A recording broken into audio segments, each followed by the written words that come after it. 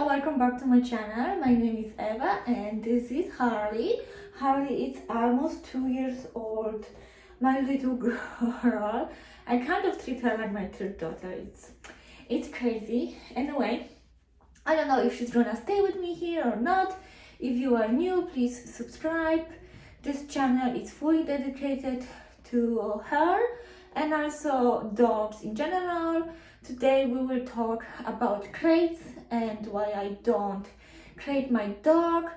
And the reason why I have decided to film this specific topic today is because it came to my attention that in Sweden, I believe, they banned the use of crate. I don't know the details.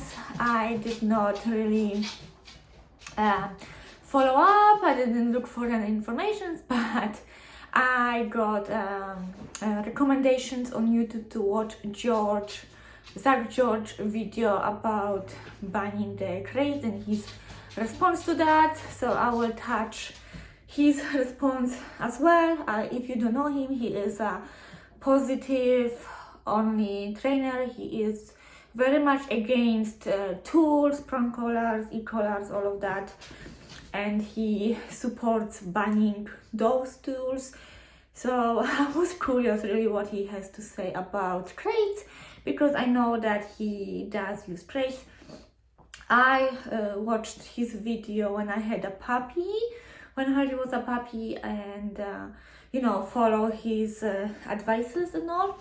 But generally speaking, I don't support him anymore for obvious reason, but I was curious what he has to say, so I will also touch it up. So once again, if you are new, please subscribe. I would love to have you here in my Harley's family. First of all, I will talk why I don't crate Harley. If you follow me around, then maybe you know that I don't know if I made it clear or not, but I don't crate her. When she came to me as a puppy, she was crate trained, and she was in the crate for like the first week or two, maybe not even that long actually. But she was there sleeping at night, and then during the day she was completely fine. Of course, the first 2 days when you get a puppy, they whine a lot. She was crying like all night long, and it's really tempting to let the dog out and all of that. Plus, letting the dog out to pee like 100 times during the night, it's a little bit challenging, but obviously I was doing that. I brought her outside, and then eventually she kind of stopped liking going to the crate. She would fight me over it. She would just cry.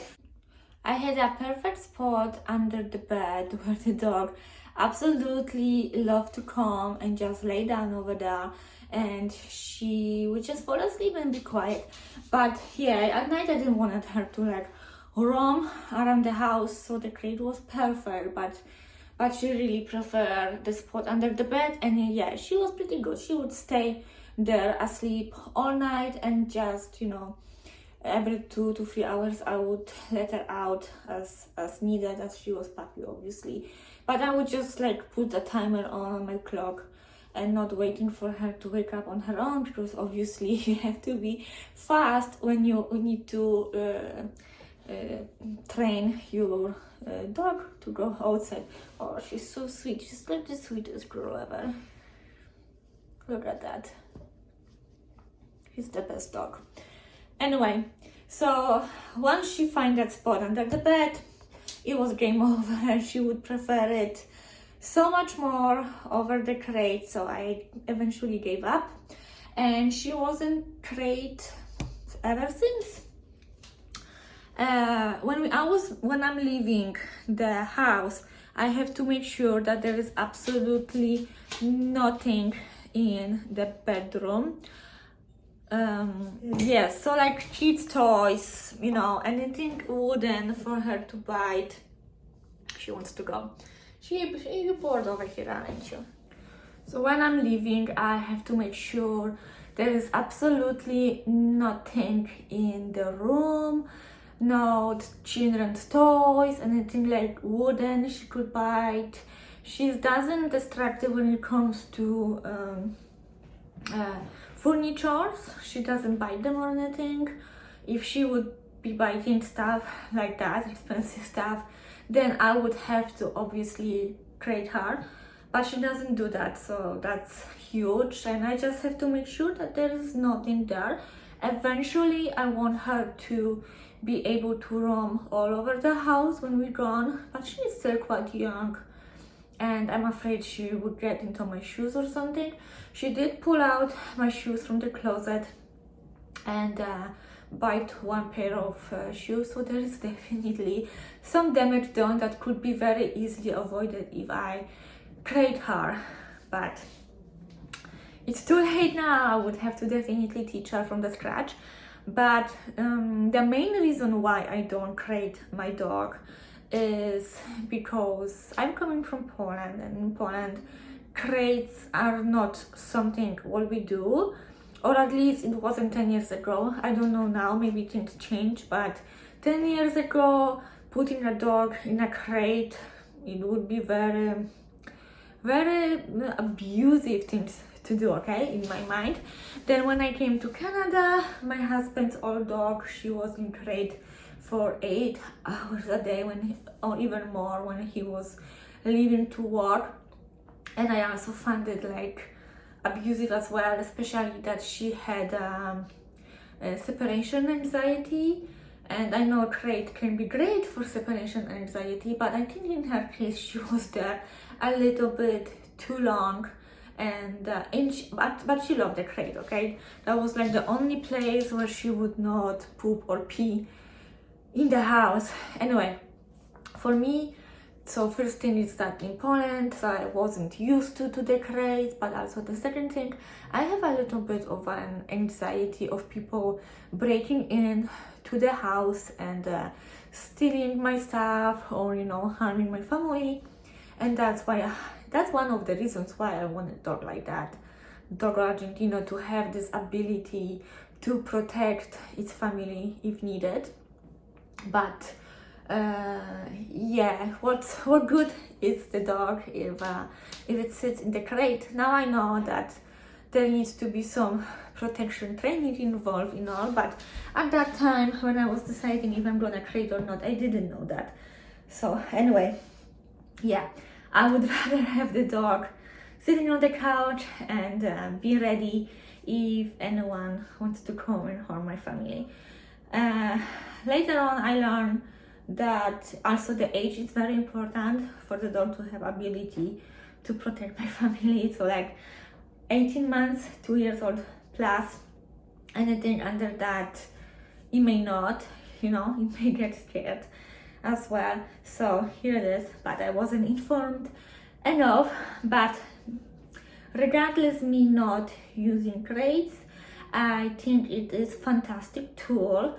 Of course, if you put your dog there like for 10 hours and then you come home and you don't exercise your dog and you don't do anything to fulfill the basic dog needs, just keep your dog there, then it's purely abusive. I think we can all agree about that. But it is a great tool if your dog likes to chew on stuff or just can't relax. If everything is about training, if you prepare your dog for the crate life and do it slow and make it as a safe space, never as a punishment, then the dog will eventually get used to it and will like it. I think all dogs at first don't want to go in, and they cry and they whine and they won't get out, obviously. But this is all training, and I think shouldn't be banned, right? Just like every other tool can be abused, can be used incorrectly, but for many people it's completely life-saving tool. So now let's jump into Zach George's response to that. Like I said before at the beginning, I was very curious what he has to say, and I clicked that I don't know, about 20 minutes long video, and there was only like 2 minutes, I think. I don't want to put the clip because I don't want to get any copyright strike or anything like that, so I will just tell you what he said very, very shortly. So as I mentioned before, he is against e-collars, prong collars. He is purely positive reinforcement trainer, and but he does use crates, so I was curious what he has said to about that. And he basically said that he doesn't understand the reasoning behind that, because there is no evidence that crate is harmful. And yeah, I think that's pretty much it. She also said that it can be used incorrectly and stuff like that. So, and I agree with him, right? Like I said, everything can be used incorrectly. Crate, e-collar, prong collar, and crate as well. He doesn't understand the reasoning behind it because there is no science proving that crate is wrong. And I wanted to talk about the science about e-collars and prong collars. I watched the clip. I can't find it. I tried to find it again and I cannot find it on YouTube anywhere. And it was a clip that, based on that study, they banned the e-collar in UK. So there's basically two dogs around livestock. One is on the e-collar and long leash. He is very, very close to the sheep, to the livestock. The sheep are not even in the crate as far as I remember. I don't think so they are. And he is just laying down, relaxed, looking at the handler, doesn't care. And there is the other dog that the positive reinforcement, very far away from the livestock, on a long leash. He is basically stretching the leash and wants to go to the livestock, and when called back, it does come back. But if there wasn't the long leash and the animals were in the crate, they are actually crate and very far away, he may not listen and he may just go. I don't know. That's just my guess. If you can find it, please leave me like link down below. I would love to go and check it once again. If I could find it, I would definitely leave it in the description box, but I cannot find it for my life. I am out of breath because I'm 9 months pregnant. I am about to give birth anytime. So excuse my, catching breath and all. Plus, I'm a little bit uncomfortable here. This is my baby boy nursery. Anyway, going back to the crates, I think I pretty much say everything. Why I don't crate my dog, and the benefits of that, right? If your dog is a chewer and all of this, like, it's just a common sense, guys. Like, everything can be good, everything can be bad.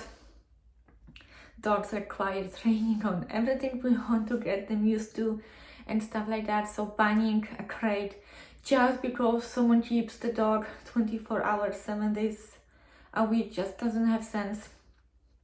They will probably build something on their own and still abuse the dog or beat the dog up if the dog does something what is not supposed to, bite something, etc.